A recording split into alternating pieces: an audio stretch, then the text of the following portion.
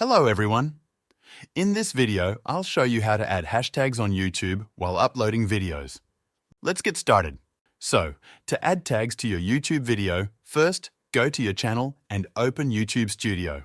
From there, click Create on the upper right corner and then click Upload Video.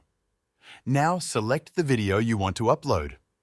Once on the Details page, scroll down until you see the Show More button. Select Show More to expand additional settings, including tags. Under Tags, enter keywords that relate to your video. Press Enter after each tag to add it. Adding tags is essential for optimizing your video's reach on YouTube.